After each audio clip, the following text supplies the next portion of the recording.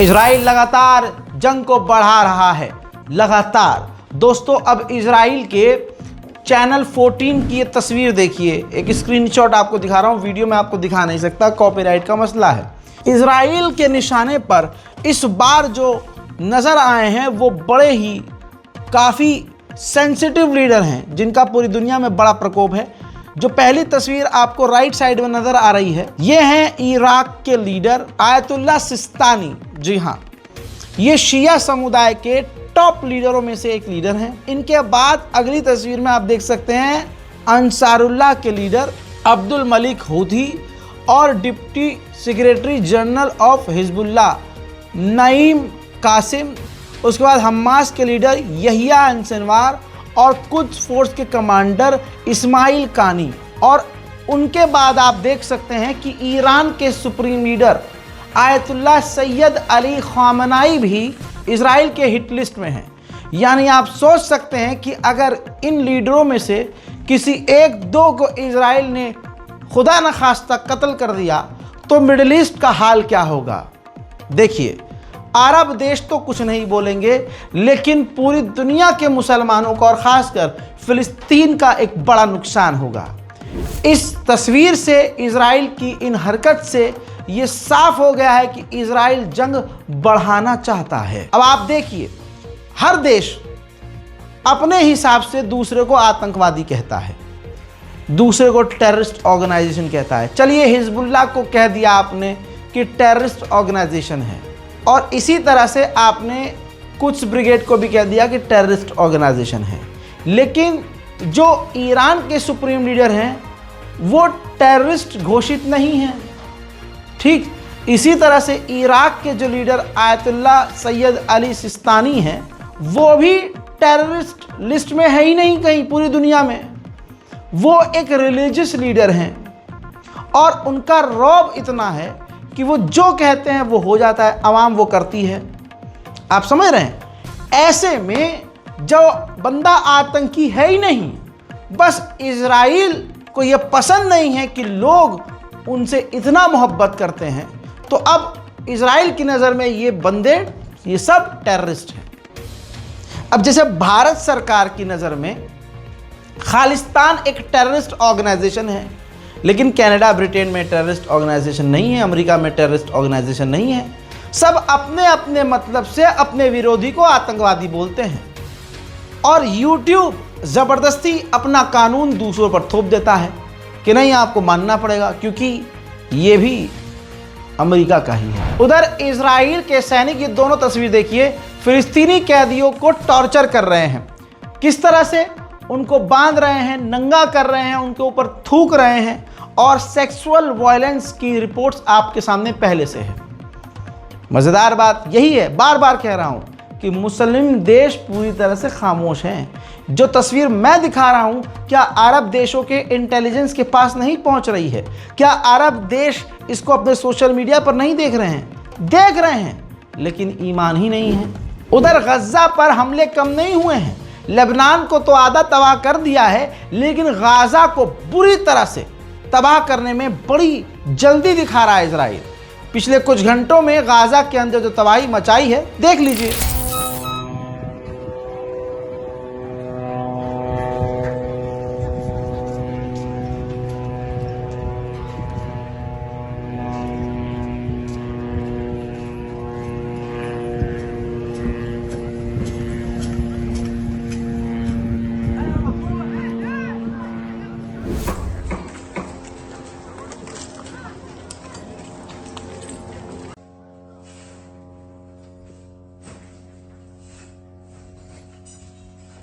لا يزال يقع تحت أنقاض هذا المنزل ما يقارب 7 شهداء لا زالوا هنا تحت الأنقاض.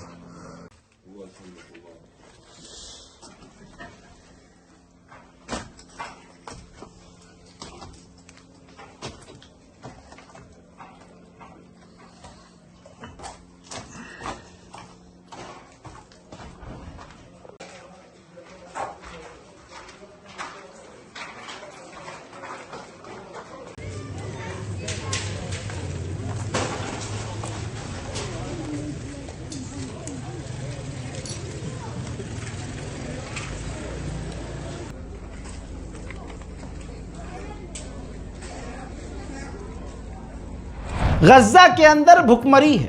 ये जलती हुई जगह जो आप देख रहे हैं, ये गाजा के अंदर एक आखिरी बची हुई बेकरी थी जहां रोटी और ब्रेड, खाने पीने की चीज़ें बन रही थी।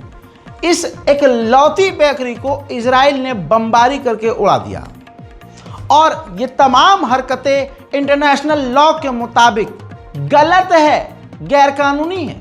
लेकिन इजराइल के इन्हीं हरकतों की वजह से भारत के बहुसंख्यक समाज को इजराइल बहुत अच्छा लगता है। ठीक इसी तरह से एक और विजुअल ये देखिए, नॉर्दर्न गाजा के अंदर इजराइल ने एम्बुलेंस के ऊपर ही हमला कर दिया।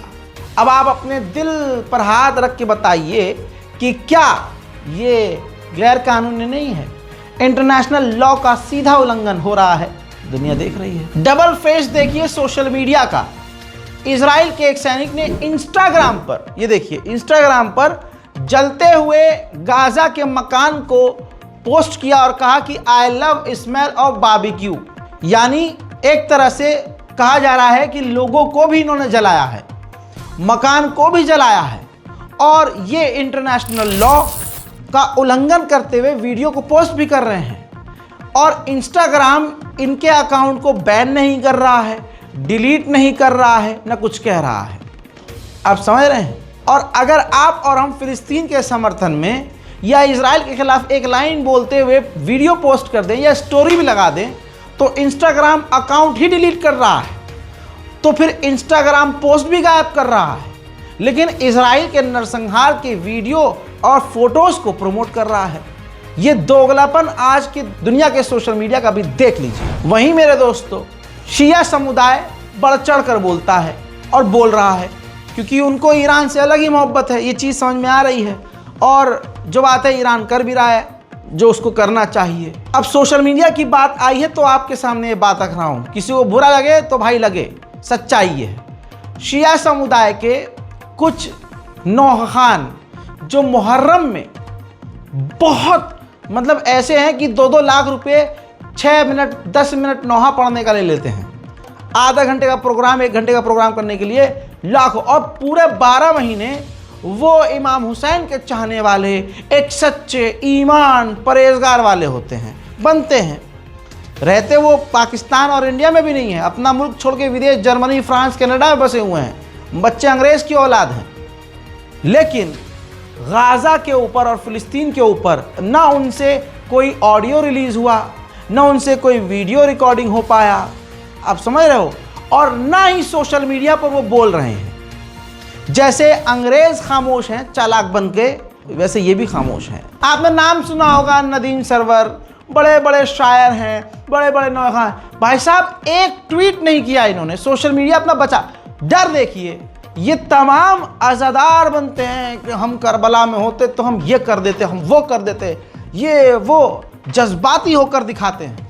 लेकिन जब बात हक के लिए बोलने की आई तो इन्हें दुनिया से इतनी मोहब्बत कि सोशल मीडिया हमारा ब्लॉक ना हो जाए, हमें यूरोप ब्लॉक ना कर दे, हमारी कहीं नागरिकता जो विदेशी नागरिकता हमने ले रखी है वो ख़तरे में न पड़ जाए। इनमें से कोई नहीं बोला, कोई नहीं कि हमारा कोई यूट्यूब चैनल ब्लॉक न कर दे, कोई हमारे ऊपर कार्रवाई करके हमारा ट्विटर अकाउंट, हमारा इंस्टाग्राम अकाउंट, सोशल मीडिया हमसे छीन न ले, डिलीट ना हो जाए।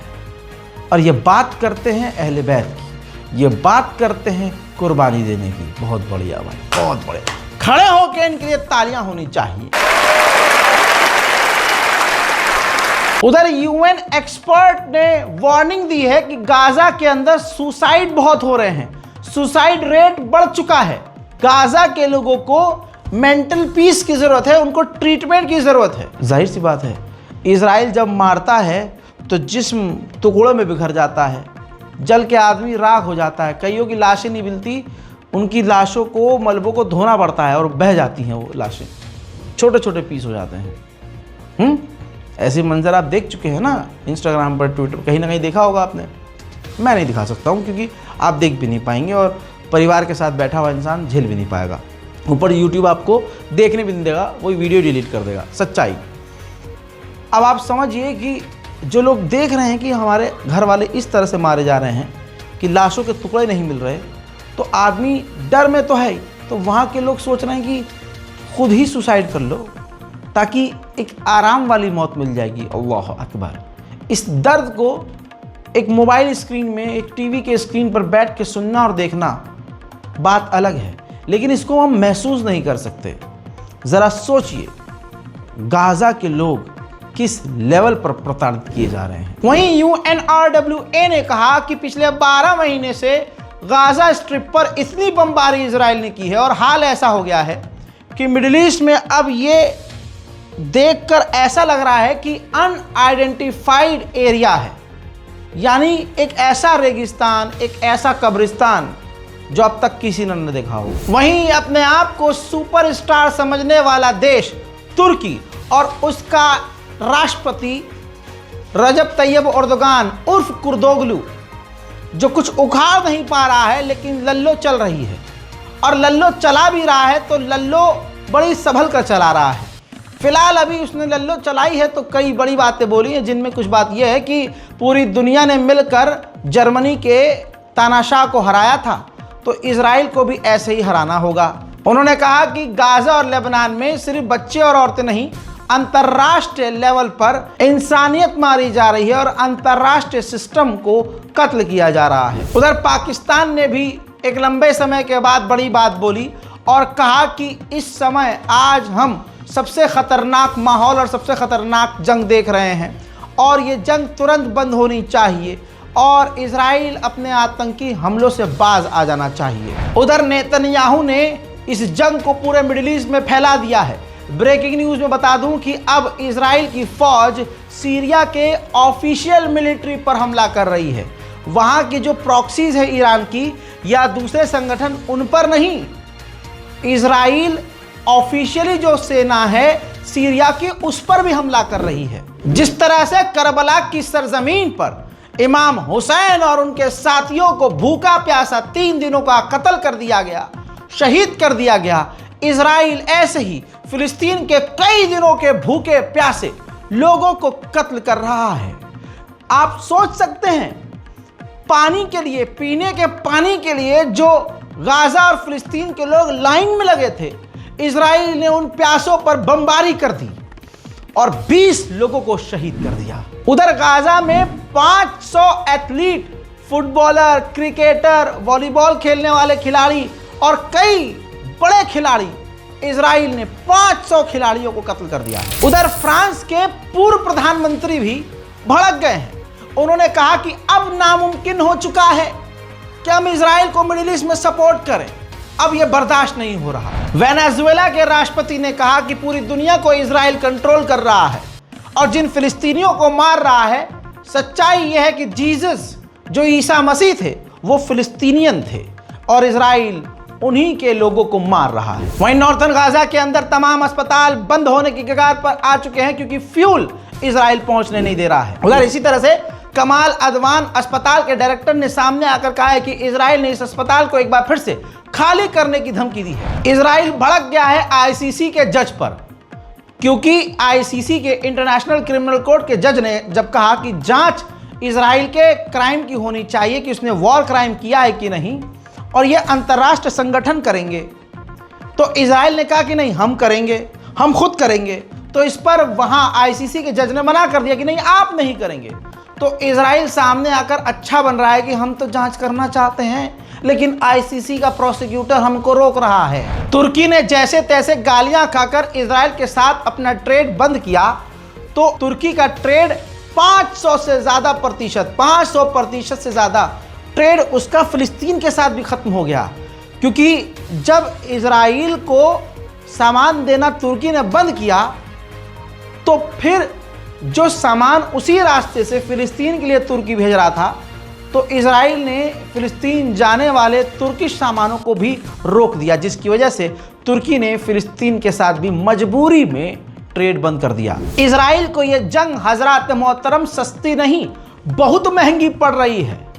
इजराइल को इस जंग में अब तक $66 बिलियन का नुकसान हो चुका है। जैसे तैसे अब रशिया के सोशल मीडिया प्लेटफॉर्म और कुछ नेता भी इजराइल का पिछवाड़ा चाटने को शुरू कर चुके हैं। टेलीग्राम जो रूसी एक सोशल मीडिया प्लेटफॉर्म है, इसने कई सारे फिलिस्तीनी चैनल को, ग्रुप को अपने टेलीग्राम प्लेटफॉर्म से डिलीट कर दिया है। उधर फुद्दू और सस्ते और नकली यह अरब जो इजिप्ट है, ये देखिए सैन्य परेड करी है, सेना, जमीनी सेना, थल सेना दिखाई है। अब इस सेना का बत्ती बनाकर क्या कहूं कि कहां डाले, लेकिन इजिप्ट के राष्ट्रपति भी भरमबाजी में इस सैन्य दिखावे में शामिल थे। हथियार दिखा रहे हैं, सेना दिखा रहे हैं। अरे ऐसी सेना का क्या फायदा जो अपने मुसलमानों की रक्षा न कर सके, और इजराइल इनको भी धमकाता है। ऐसे में ये समझ में नहीं आया कि इजिप्ट अपनी ये सेना दिखाकर क्या बताना चाह रहा है। ऐसी सेना का क्या फायदा जो फिलिस्तीनियों और गाजा की रक्षा न कर सके। मेरे दोस्तों, यहिया सिनवार हमास के लीडर जिंदा हैं।